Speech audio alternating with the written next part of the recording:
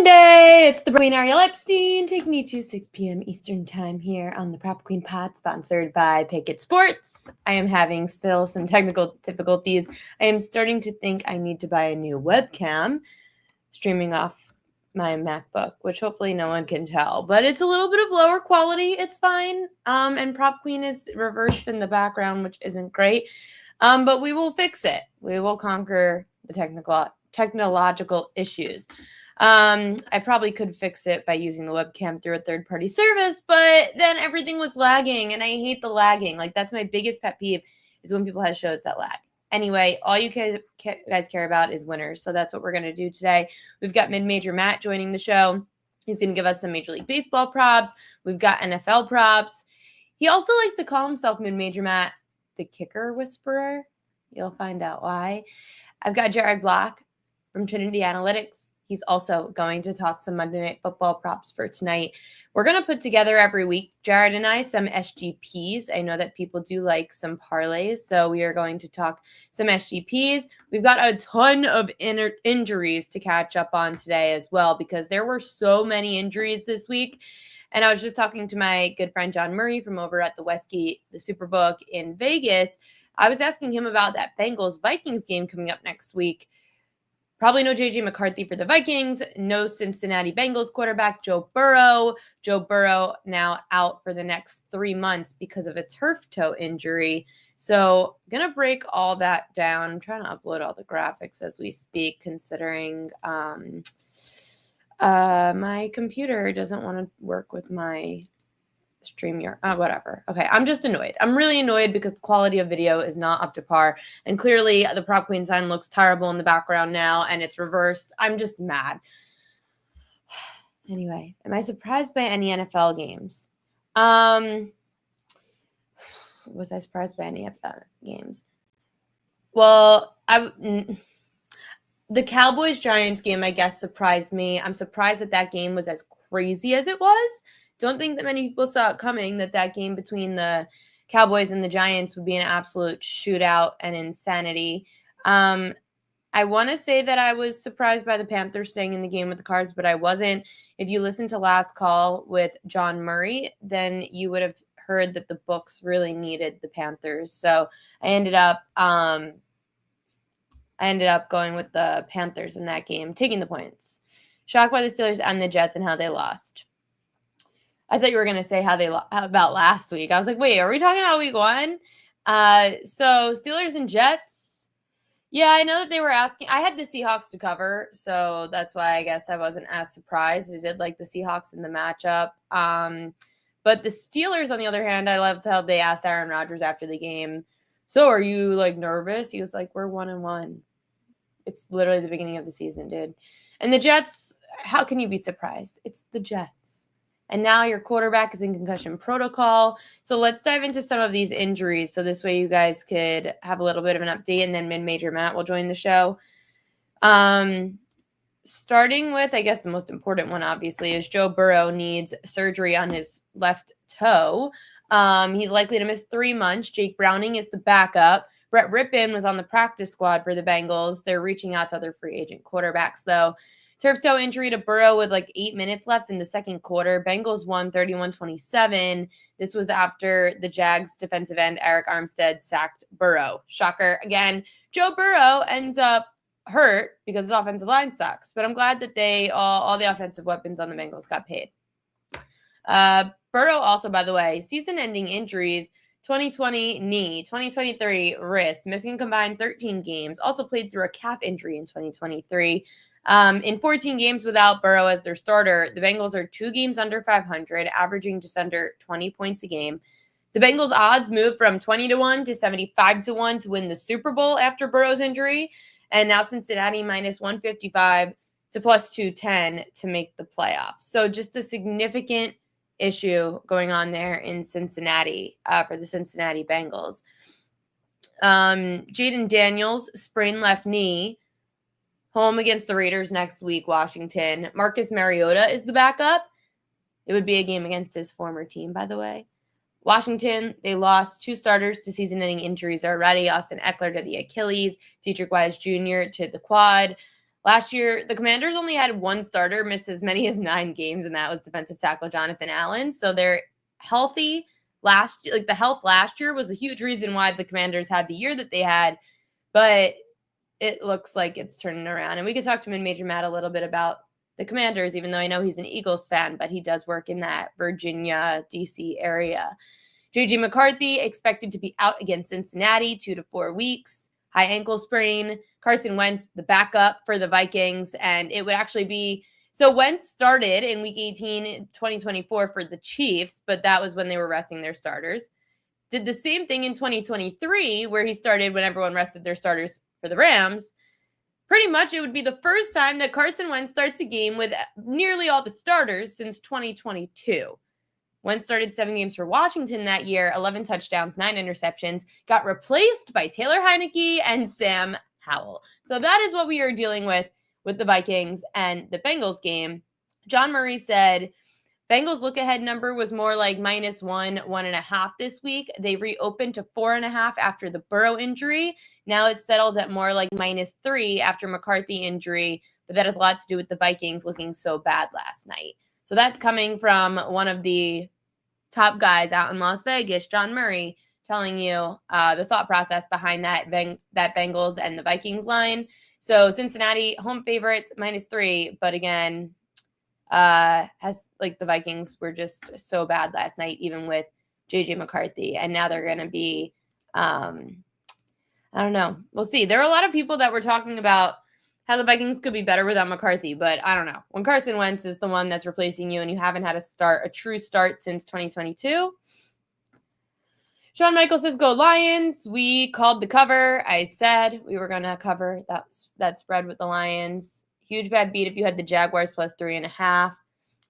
Commanders in trouble. Hey, I said it. I wasn't high on the Commanders this year. I like their under on their 9.5 win total. So did Kelly in Vegas.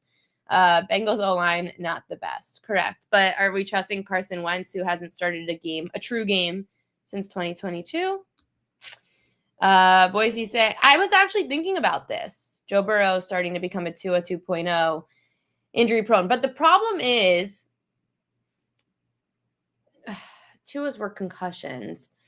Burrow's also, they're just a result of bad offensive lines. And again, this is just proving that it's really difficult to win when you don't disperse money around an entire organization, hence Tom Brady, as opposed to paying your star players like Joe Burrow and Jamar Chase.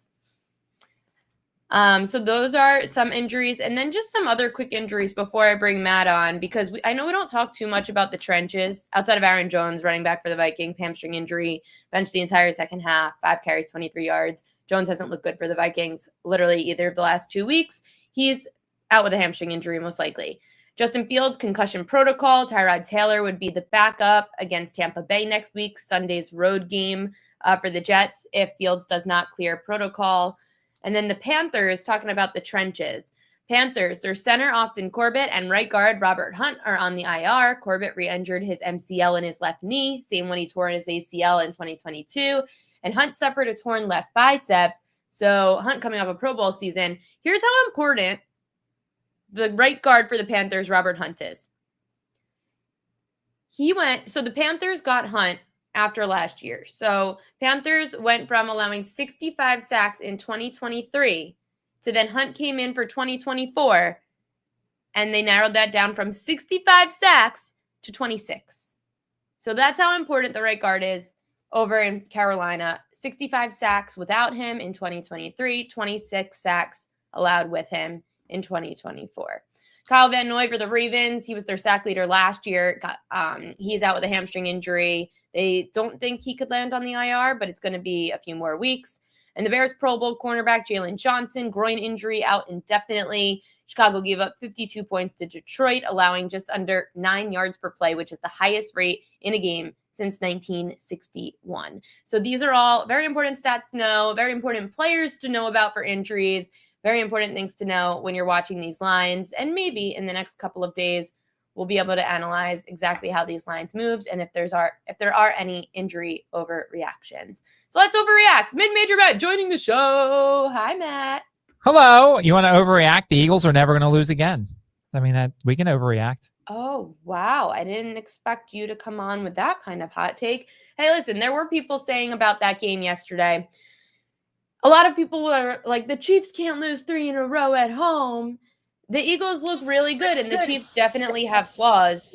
It is hard to repeat.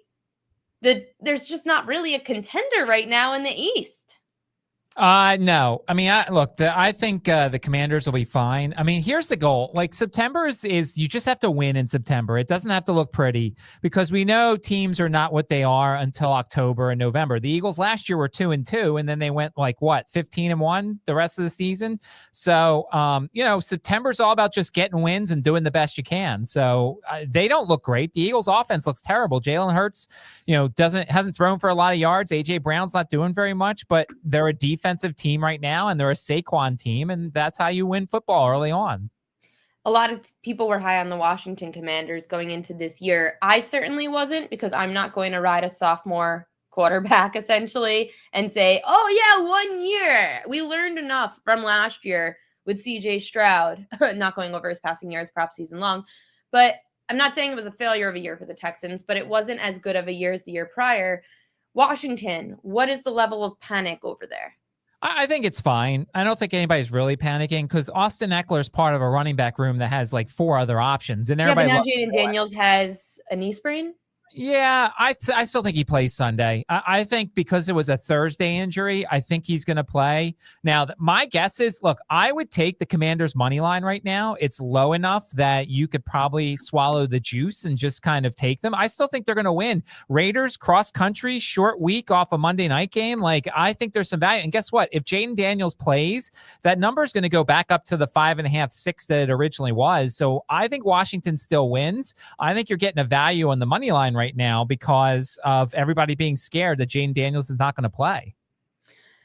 Understood. Clearly the line's not going to move too much yet, but it is only -3 against a bad Raiders team. You'd expect it's probably -5.5 for sure if it's with Jaden Daniels. By the way, Joe, I agree on the tush push. This is definitely the last year for the tush push. It's definitely going away, so I'm going to enjoy it while we have it. But everybody points to the Eagles being false starting, which they do, but the defense lines up offside too. And like if you notice the one tush push, the Chiefs player almost punches his arm across the line before it's even snapped. Like that's illegal too. So if both sides are doing illegal things, what is it? It's offsetting penalties, and then they just replay the down. I love that we're still going through the controversy. Oh my God, I can't speak. Controversy of the tush push. Buffalo 2-0. Cincy weirdly 2-0. Indianapolis 2-0. Chargers, they play tonight 1-0. Eagles 2-0. Green Bay 2-0. Tampa 1-0 playing tonight, and San Francisco 2-0. Any teams that surprised you so far this year for good or for bad? Well, obviously the Colts being 2-0. I mean, look, Daniel Jones was left for dead in New York with the Giants, and he, much like Saquon, is finding more success leaving the team. I don't think, look, remember last year, the Saints were 2-0. They looked like the greatest team ever, Carr and that defense, and then all of a sudden they lost like 1 billion games the rest of the season. So the Colts could be last year's Saints, but they're off to a good start. And look, I actually think that Jake Browning won't be terrible. I feel like Cincinnati's going to lose more because, their defense is terrible. But, I think Jake Browning can run that offense competently and good enough that they can win some games because he's got 2 great wide receivers and he's got a decent running game. So I'm not going to downgrade the Bengals that much. I will, but I think Jake Browning of that group is going to be like the guy who keeps things going a little bit. Plus, I love Tyrod Taylor. He's one of my favorite backups in the NFL. So I think he could actually play pretty well in the Jet system as well.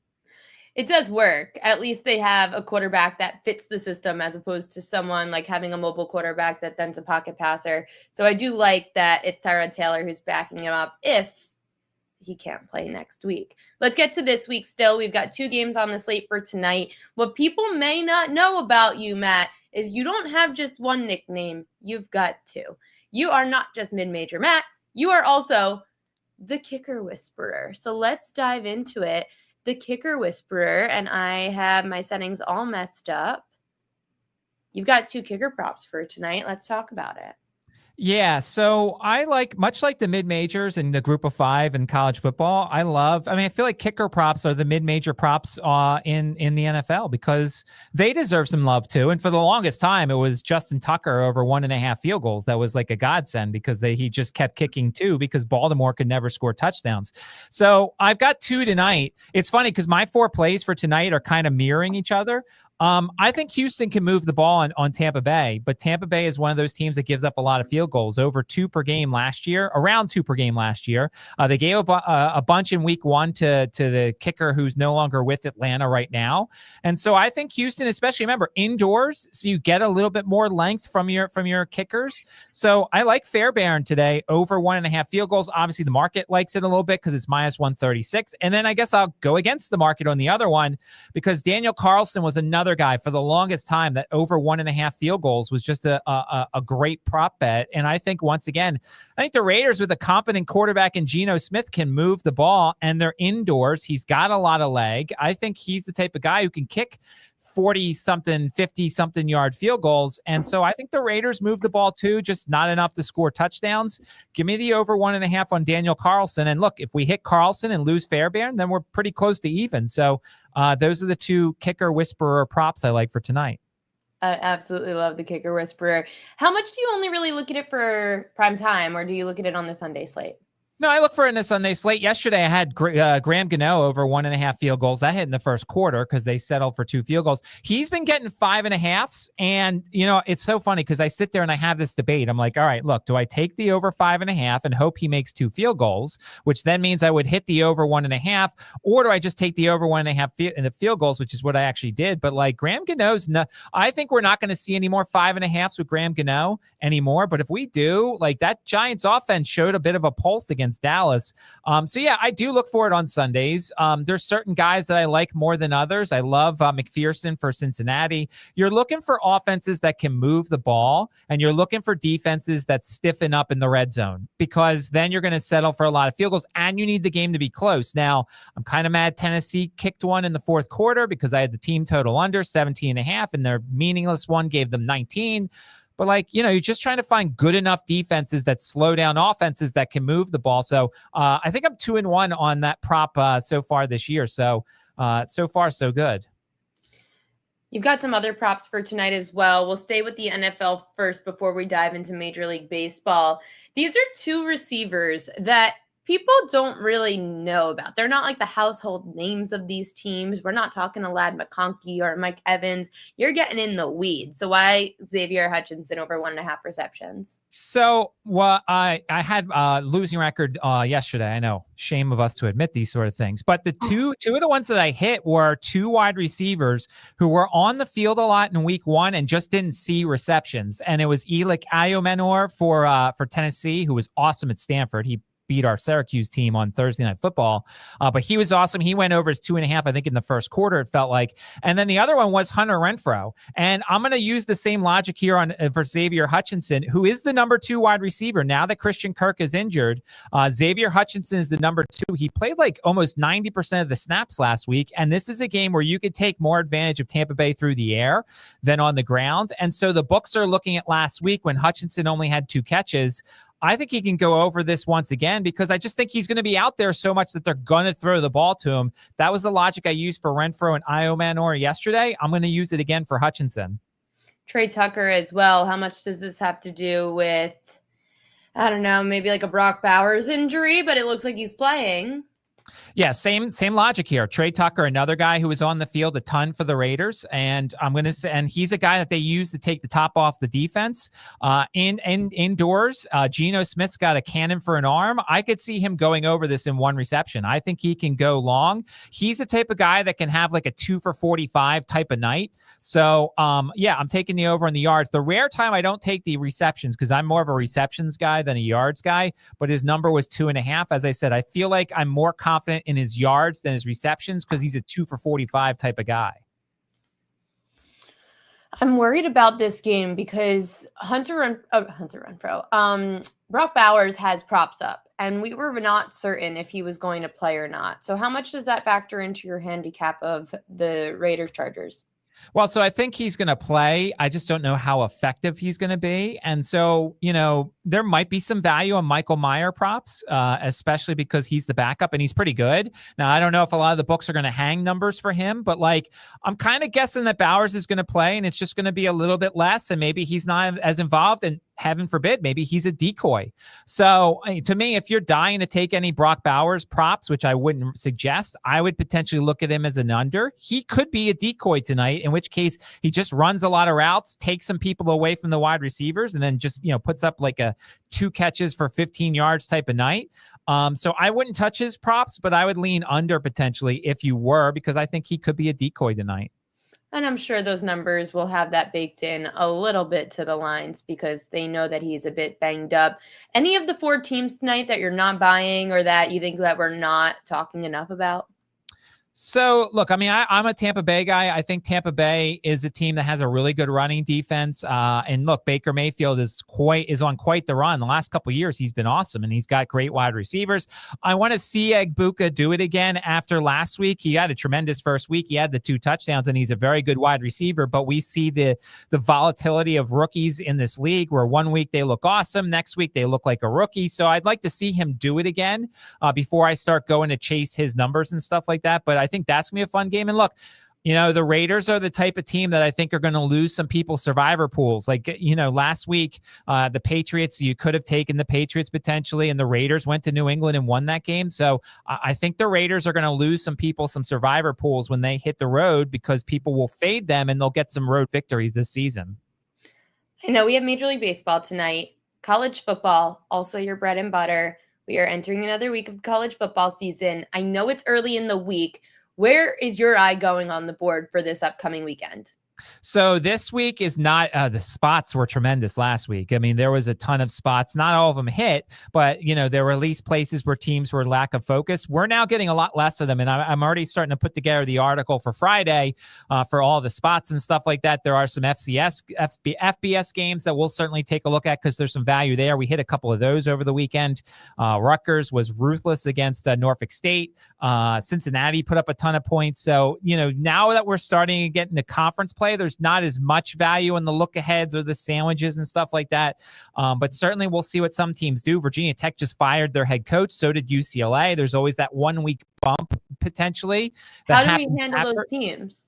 Well, so usually the first week afterwards, teams play a little bit better sometimes. Tech has a FCS school, so we'll see. It's going to be in front of a stadium that's kind of going to be, 3/4 empty. So I don't know how to necessarily handle that. I want to see what the number is before we give out any advice there. UCLA is on a bye. So you get extra time for UCLA to try and figure things out. They're at Northwestern on the 27th.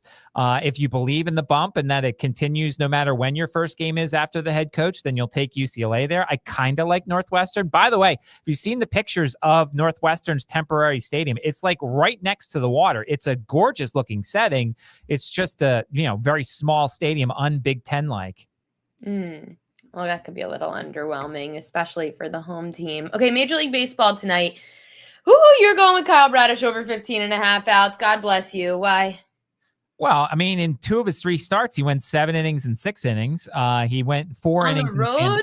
Well, yeah, but listen, it's the White Sox. The White Sox have made me lots of money this year. They are under machines. By the way, if we had asked people who has the most unders potentially, or one of the teams that has the most unders, no one would ever guess that the White Sox are 90 unders and 58 overs in K-props. It's ridiculous. Nobody would have guessed that, but they are tremendous against the under here. And look, you look at some of the last couple of starts, Slade Ciccone, or however you say it, 5 2/3. Bybee went 9 innings. Adrian Hauser went 5 1/3. Zebby Matthews went 6 innings. Luis Gil went 5 1/3. So I'm taking a shot. We get 15.5 outs against the Pirates. He went 7 innings. I'm going to take that bet once again because there's no sort of pitch count, it seems, for Bradish this season. It's kind of surprising for a player that's barely pitched all year. You would think that the Orioles would want to potentially reserve his arm, but I'm guessing they're letting him go for at least another start or two for a team that's out of the playoffs. Emmett Sheen under 2.5 earned runs tonight. They're getting your Phillies. They're in LA. How come you're fading your Phillies bats tonight? Sheehan is awesome at home. 2.32 ERA and 6 starts at home. He's gone under this pretty much every start at home. Nobody has seen him before in this lineup. The long road trip, there's no rest time. There's no off day. So, we'll see. I mean, the Phillies still without Trey Turner, still without Alec Boehm. So their lineup is good. It's not as great. They clinched a playoff spot yesterday. They still need to keep playing because they want to get the 2 seed from the Dodgers. So they're still going to keep playing. But I like Sheehan. The bullpen's relatively fresh, so maybe they only let him go 5, which means 2 times through the order here. So I'm going with Sheehan here under 2.5. I wanted to potentially consider his outs, but he's young and the bullpen is fresh, as I said. So instead, I decided to just take advantage of him being really good at home. All right, he's really good the first and second time through the order. 216 batting average first time, 236 the second time. So I hope the Phillies are up like 2-0 by the time he leaves. I'm looking at FanDuel right now, and it says that there's like a record breaker section. Cal Raleigh to break Aaron Judge's American League home run record of 63 plus is 25-1. Like, why are we posting this? Is that really, like, how attainable is this? I mean, because it's like when they posted the Aaron Judge hitting 400 bets and that was, it's funny. I did put $1 on that bet because it was like 70 something to 1 on BetMGM. I put $1 on it because I figured if by some chance Judge gets hurt and his season's over and he's hitting over 400, then that bet wins. But of course, he's now no longer near 400. But I figured it was worth a shot. Sports Guru Vegas says preview 2 NLCS championship for Phillies Dodgers. Do you buy that? No, it's not, because the Phillies could play the Dodgers in the I don't even know what they call the rounds nowadays. I guess the divisional series. Yeah. Right. That's the first series is the wild card series. Then it's the divisional series. Then it's then it's the league championship series. So yeah, they actually could play in the divisional series. I want the Dodgers. Like, I'm not scared of the Dodgers. I think the Phillies at their best can beat anybody in baseball. The problem is the Phillies at their worst could lose to the Rockies. So like at their best, I'm not scared of anybody in Major League Baseball right now. No, except I'm so sad that Zach Wheeler's not there, because when you guys were 10-1 with Wheeler, I thought it was a great spot to back the Phillies. It's a very interesting race in MLB. It's not getting enough love. There's not a true number one right now in Major League Baseball. Anyone could upset anybody, and Matt and I will definitely be covering the entire thing along the way. Mid-Major Matt, thanks as always. Everyone make sure to check out his newsletter, which goes out Wednesday, Thursdays, and Fridays on thepropqueen.com. It's like $5. You could subscribe, get all his college football analysis as early as Wednesday throughout the week. Matt, good luck tonight. Sounds good. Thanks for having me. Always, always. And now joining the show, he's coming on every Monday as well with Mid-Major Matt.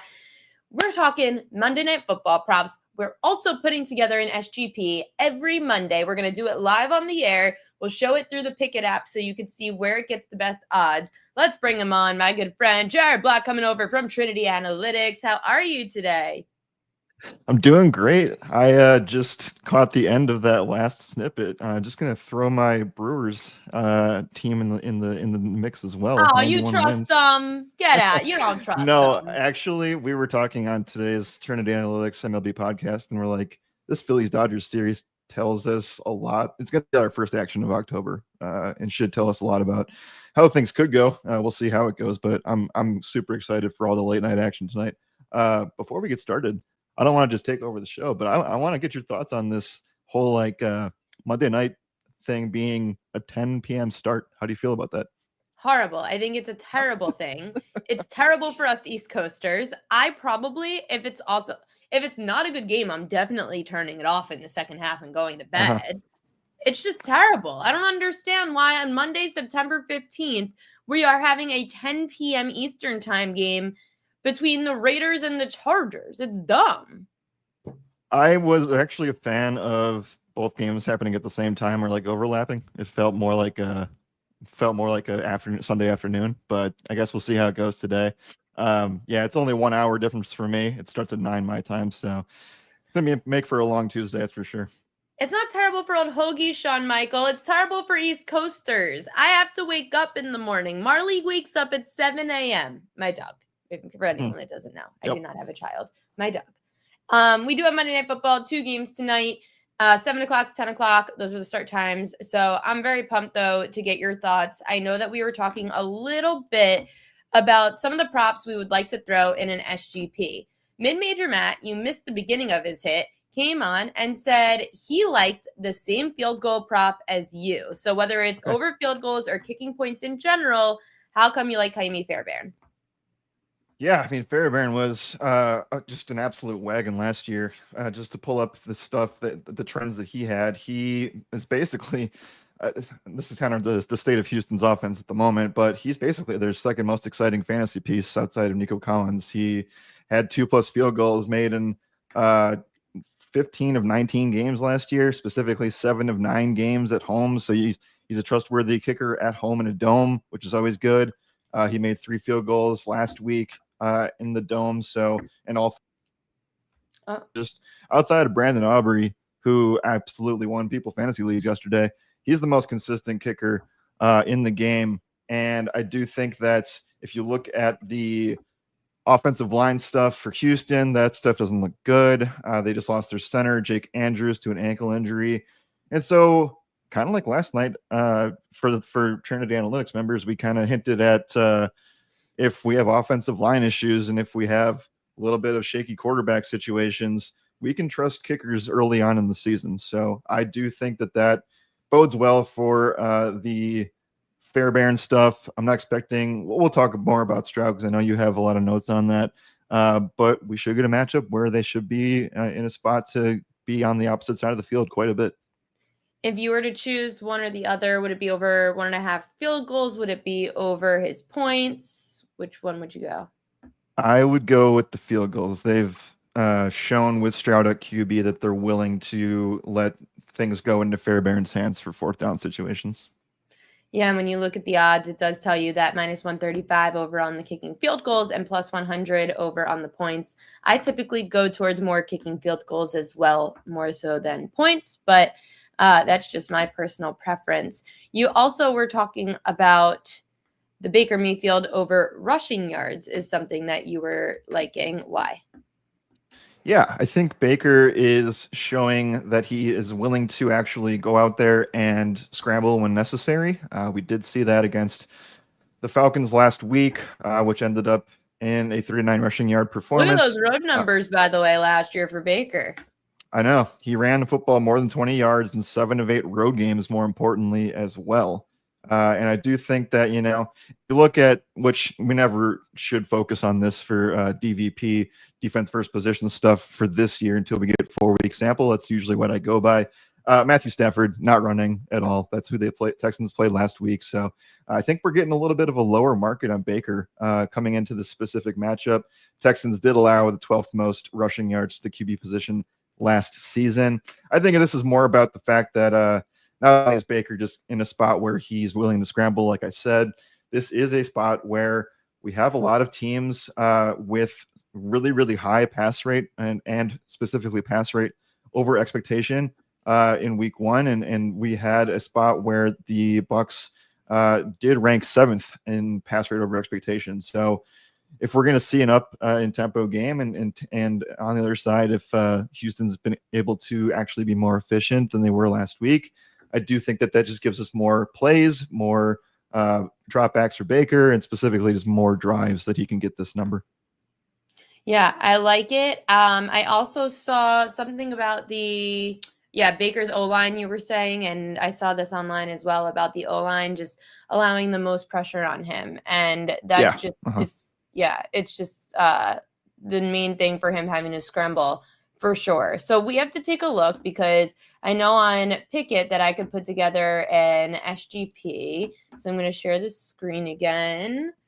And I'm not sure which one. Certain times you can't SGP certain things. Like I was trying to SGP today the under in Justin Herbert rush attempts because it's now -152 and it wouldn't let me SGP it. So that was very annoying. And I also am having technical problems with my laptop.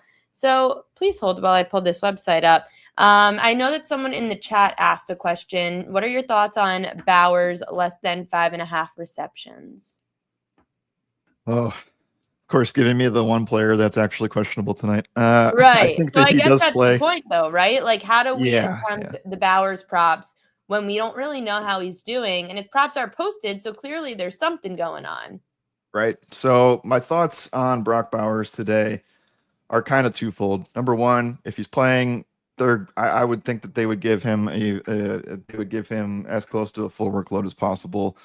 With that said, at the same time, like I guess the good news is he led the team in the short amount of time that he was out there. He led the team in target share and first read share. Most importantly, he had a 31% first read target share. So we know that the offense with Smith in there is going to give him a general 30%. Obviously low sample size first read situation. So they're obviously scheming to get him the ball out early and quickly. I would say Bowers is a fade for me, but if you're really looking for something, I do think that the over 5.5 is there if he's playing a full game. Okay, there's your Brock Bowers insight. So share screen, going over to Pikkit, and let's put together this SGP. Producing the show.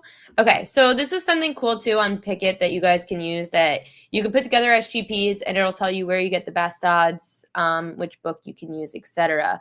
So I've already put in my CJ Stroud over passing yards, which I'll get to in a minute. I put in Kyrie Fairbairn over 1.5 field goals.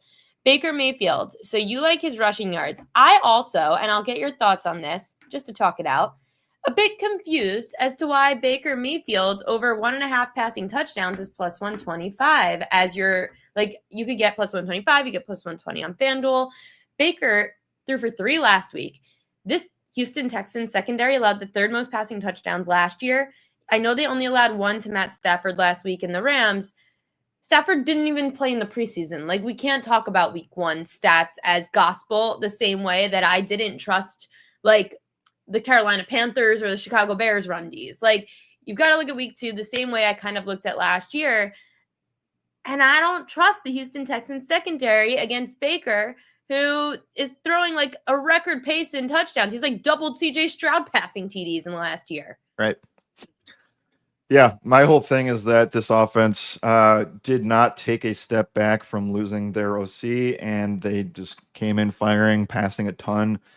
We also know that the Texans did actually a pretty decent job in stopping Kieran Williams last week. He still got in the end zone, but he was quite inefficient on the ground. And so if we expect the Rashad White, Bucky Irving duo to go similarly like last week, where they didn't really impress by any means necessary with a lot of volume from Bucky, I do think that they're going to have to find ways to manufacture offense. And that's why I'm kind of just digging into this and believing in this pass rate stuff for Tampa. So while some of this stuff looks interesting, I do think that you just trust Baker touchdowns. That seems like their clear path to points tonight.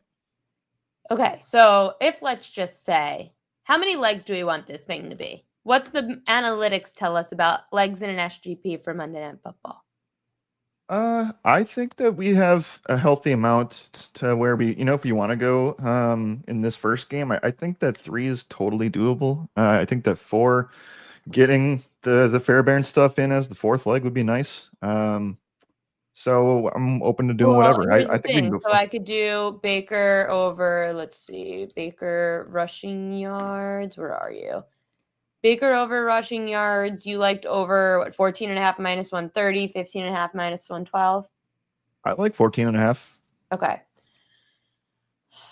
So now throwing that all in. Oh, it made us do 16.5, I guess. I don't know. Okay, why. Fair enough. I think he's got a good 5-6 scrambles in him tonight.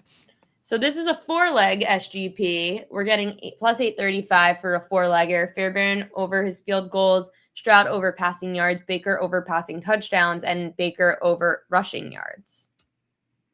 I'm for it. I like those a lot. That's on ESPN Bet at plus 835. The others, you're not really getting as much value down there. On DK, plus 475, plus 416 on FanDuel, plus 545 on Fanatics, plus 525 on BetMGM. But again, these are all the things that you could do using Pikkit, and you could see all the different, on Pikkit Pro, you see all these different ways to get these SGPs. Kind of shocked that we could get a plus 835 on ESPN Bet. That's kind of nice. It is very nice.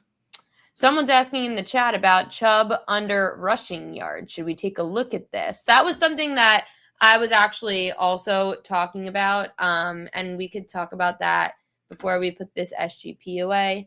So I'll get my stats up on the Nick Chubb numbers. I was very nervous about his rushing yards. Where am I? So the Bucs allowed the 4th least rushing yards per game to running backs last year and 2nd least rush attempts. And Nick Chubb, it's at 51.5. He's coming off a 60-yard rushing game. What were your initial thoughts on Nick Chubb? Yeah, he had 13 carries. And with that, like Woody Marks, like they had 4 running backs involved on the ground. I understand that those 3 guys, Marks, Pierce, Agumbawale, all 3 of those guys had less than 3 rushing attempts. By the way, we do have inactives for this first game, and Dameon Pierce is an inactive, healthy coach's decision scratch. So there will be Woody Marks as the RB2, Agumbawale. Let me just check to see while we're doing this live. I wanted somebody's over on receiving yards out of the backfield. Tampa struggles against pass catching backs. I guess that would probably end up being Marks or Agumbawale at this point, because we only saw 1 target from Chubb, and I don't think we should expect anything more than that. So yeah, Dameon Pierce healthy and active, which is certainly interesting. In terms of I'm still on the under of the rushing yards. Tampa has always been a pass funnel in this situation. And I don't think that changes here tonight. They also held the Atlanta Falcons to 48 total yards on the ground last week. That was Bijan got all that stuff through the air. So I think that's a trend moving forward. I don't think Chubb should beat this tonight. 7.5 for Agumbawale and his receiving yards. I feel like that's attainable. 7.5, as long as it's not split with somebody else. Very interesting. Because I was looking at those stats as well. Bucs allowed the 3rd most receptions per game to wide receivers and 9th most in week 1. So you could look over receptions, you could look over receiving yards. They just struggle against pass catching backs. And I feel like it's something that, I don't know, maybe against the Bucs pass rush, they would be dumping the ball off. It seems very, very attainable, in my opinion. Okay. So we're leaving the 4 legs of the parlay. Yes. Okay. I messed up the production of this. Silly me. That's our 4-leg parlay. Fairbairn, we've got 2 legs each.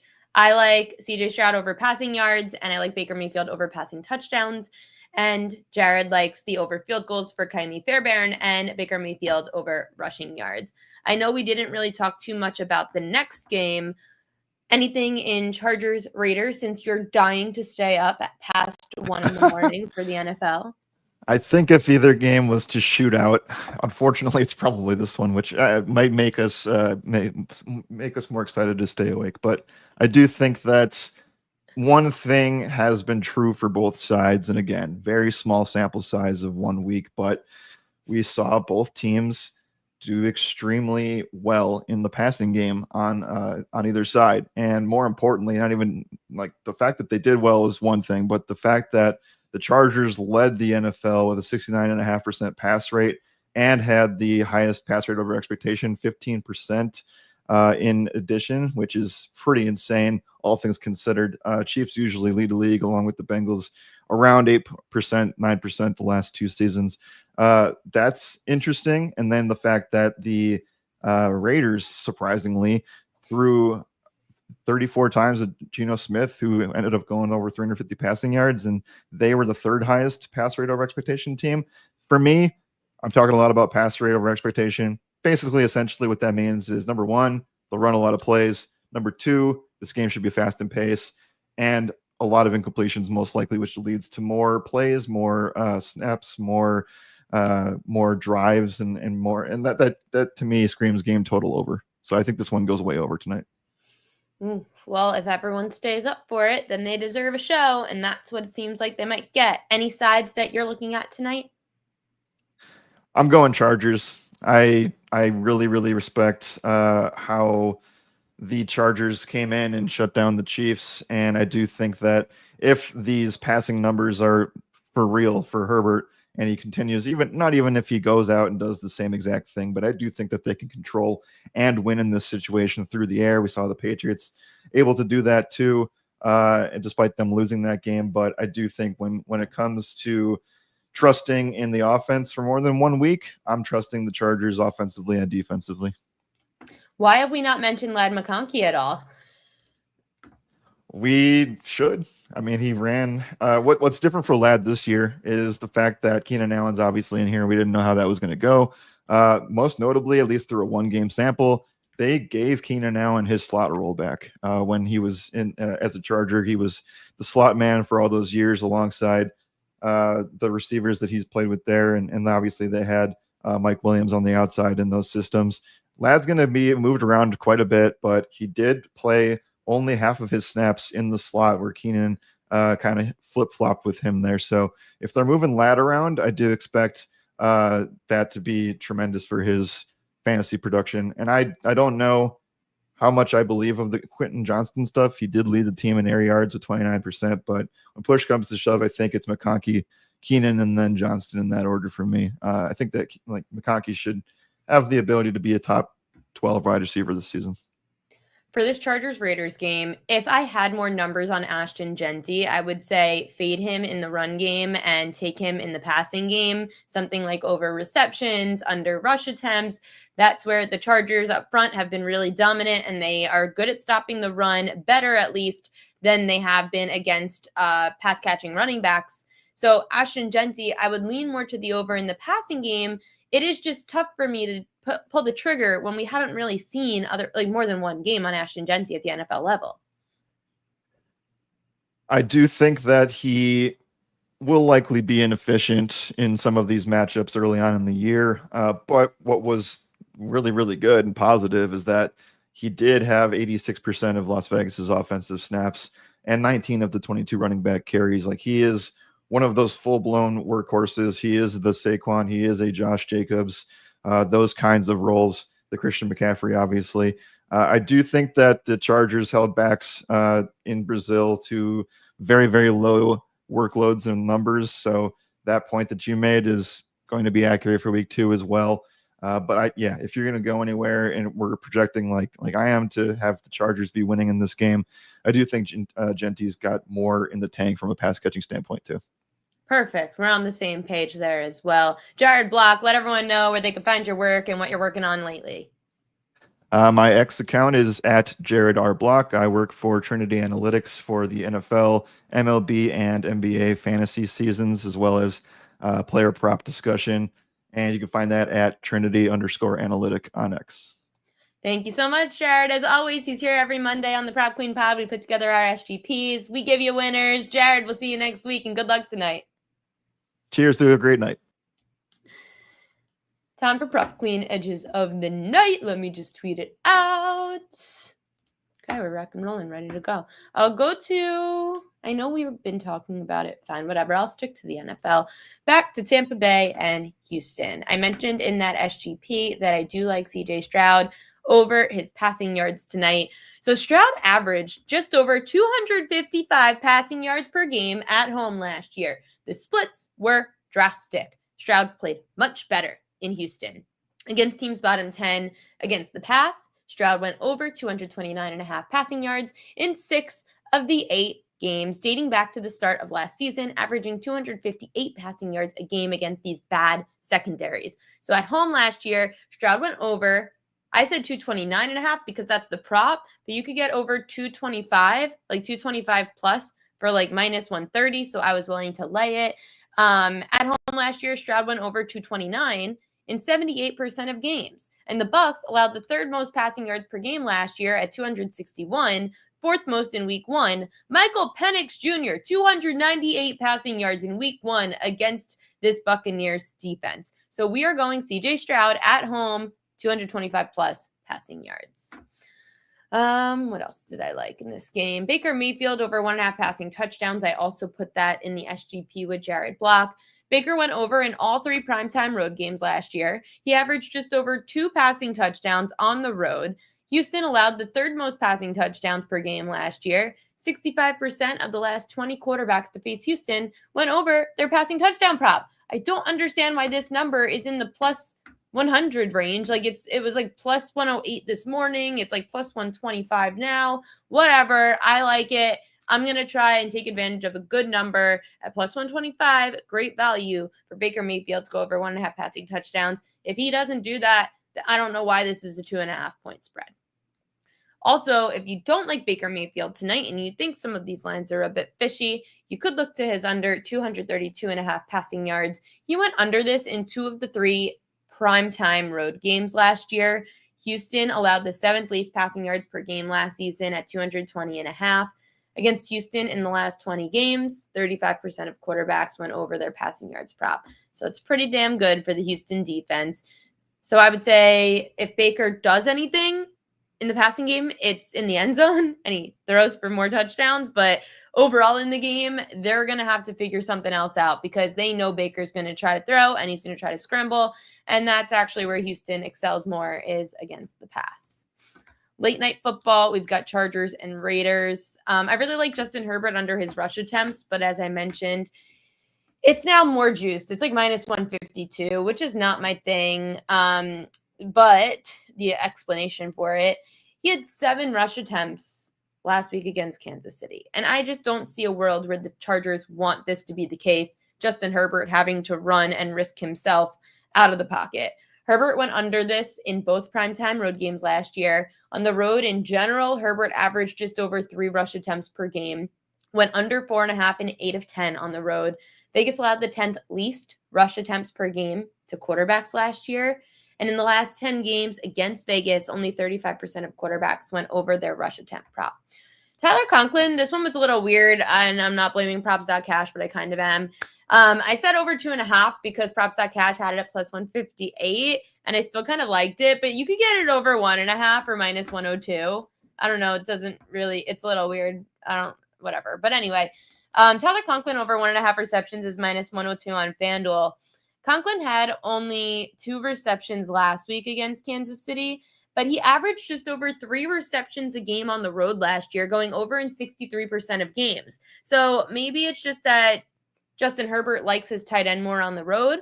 Vegas allowed the 5th most receptions per game to tight ends last year, averaging 6 receptions a game to the position. And in week 1 against the Raiders, the Patriots allowed Hunter Henry to have 4 catches for 66 yards. So I don't understand why Tyler Conklin is 1.5 minus 102, but I think it's a great number as well. So here's the thing with the Prop Queen Pod. The Prop Queen Pod is here to show you some edges in the market. That's the point of Prop Queen edges, to find you edges. And it's not saying that every time we win, but I just sometimes find this, like, these great numbers.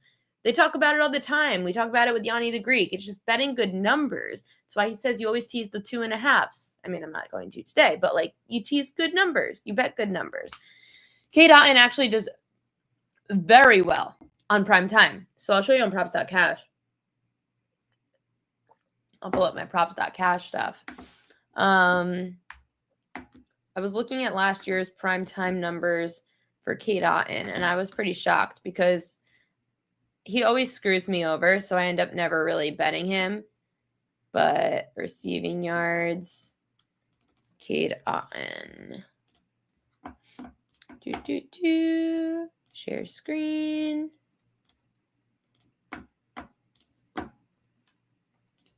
Okay.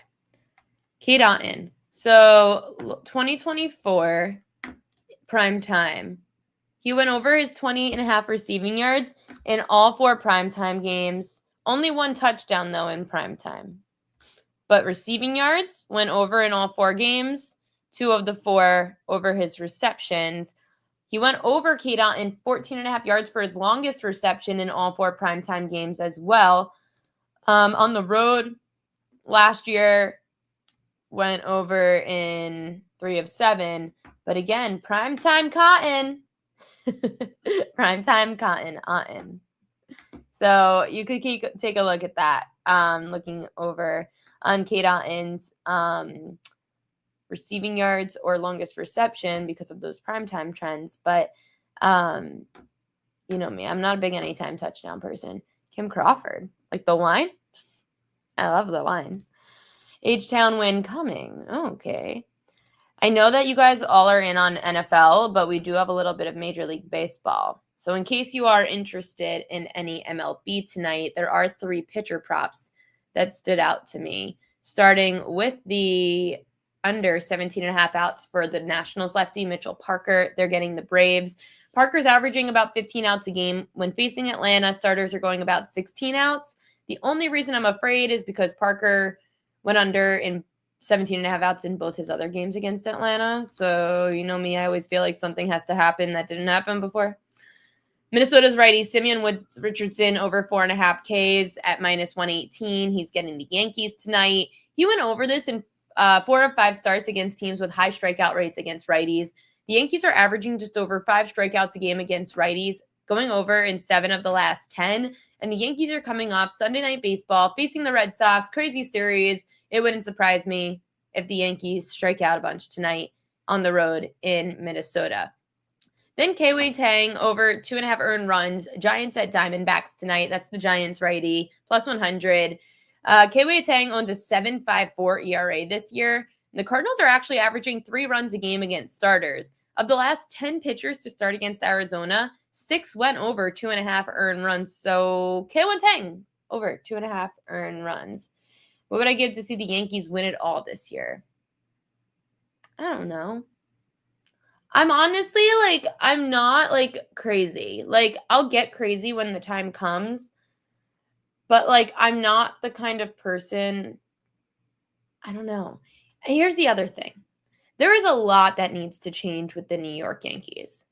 The longer the Yankees continue to quote unquote, I guess, win, the harder it's going to be to make the changes necessary. I know that sounds weird because if you're winning, that's good and you don't need to make changes. I don't like how the Yankees have been looking. I don't like the bullpen. I don't trust the bullpen outside of Bednar.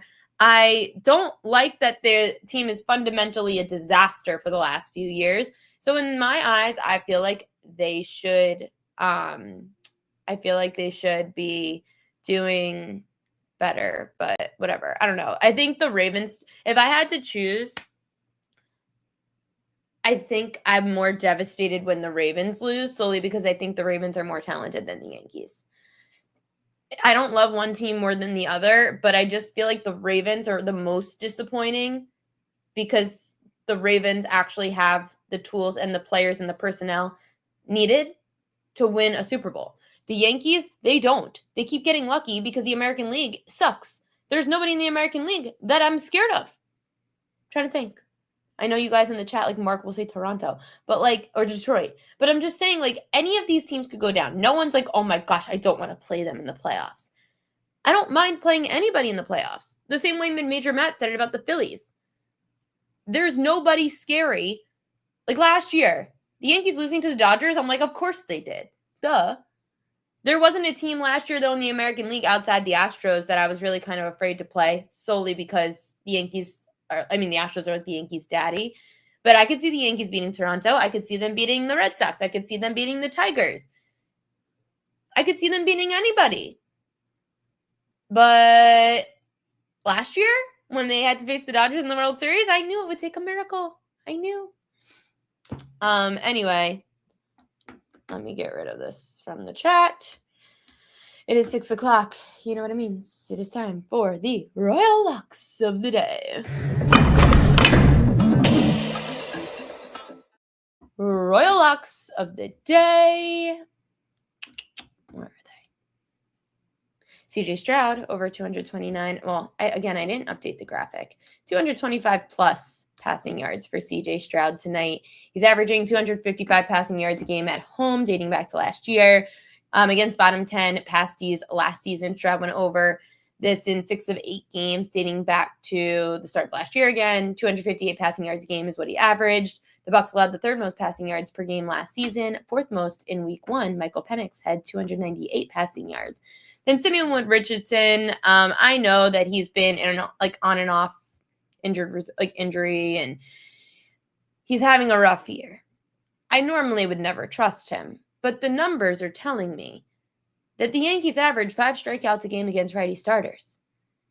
And what has Minnesota got to lose by keeping Simeon Woods Richardson in this game and giving him a little length like the Orioles might with Kyle Bradish? Let SWR go against this Yankees team in a horrible spot. The Yankees, again, coming off Sunday Night Baseball. I'm going to see if that's a fishy line, by the way. I snapshotted the lines last night. So the Yankees, and this might move against me, and then I might be mad about betting this, but whatever. We're about to find out live. So last night the Yankees were minus 194 and minus 205. Ugh, whatever. Anyway, the Twins are definitely huge dogs to the Yanks, but I just like the spot, and Rodon's pitching on the road, so whatever. Numbers tell me, I bet numbers. And the numbers tell me that the Yankees average 5 strikeouts a game. Simeon Woods Richardson is getting a team coming off Sunday Night Baseball off a rivalry series with the Red Sox. They won 2 out of 3. It meant a lot. And now they're going to go to Minnesota, and they're going to be tired. So they're going to strike out over 4.5 Ks. But I do really like CJ Stroud. Definitely the best bet of the night, CJ Stroud. And I'm nervous because I really like it. When you really like something, it's like, you love something so much and you just want it to work out. When you love something so much and then it lets you down, you question everything. That's me. In fact, that was me yesterday. Biggest disappointment of my weekend. James Conner did not go over his rushing yards prop. I gave it out on like every show, so I knew it was bound to lose. Here's the thing. You can't have a best bet on every show and be the same. You can't. Because when you do that, you jinx yourself. So you've got to have a couple best bets for Sundays. Because I go on like one show and I give out one and I give out another. Jahmyr Gibbs hit. But did I give that out as the best bet on any show? Nope. I just gave out James Conner on every freaking show. Best bet. And it lost. In fact, it was absolutely vomit-worthy and embarrassing. For me. Not him. Me. But thank you, Jahmyr Gibbs. I appreciate you. I appreciate all of you watching the show. So let's root CJ Stroud to have a big game tonight against the Bucks. Baker Mayfield over passing touchdowns is one I'm going to bet as well because I like the value on it. Tyler Conklin to go over his receptions tonight. We need to win. We need to make a comeback off yesterday. I did really well on sides, 4-0 in pick 'em pool, but 1-2 in best bet props. So we got to make a comeback in the props tonight. Got to defend the brand. Tomorrow, be back 5 to 6 p.m. Eastern time. It is my birthday tomorrow, so spread the love. Let's get a lot of viewers on the show as my birthday gift. Super pumped to have Coach on. He should be coming on. He celebrated his birthday on the Prop Queen Pod, so now he gets to celebrate my birthday on the Prop Queen Pod. Tomorrow, be here, 5 to 6 p.m. Eastern time. Maybe I'll come up with something cool or fun to do for my birthday tomorrow. I'll be at my parents' house. Maybe Iris will join the show. I know Shawn Michael would love that. My mom. We'll see. I don't know. We'll talk about it. See you guys tomorrow. Good luck tonight.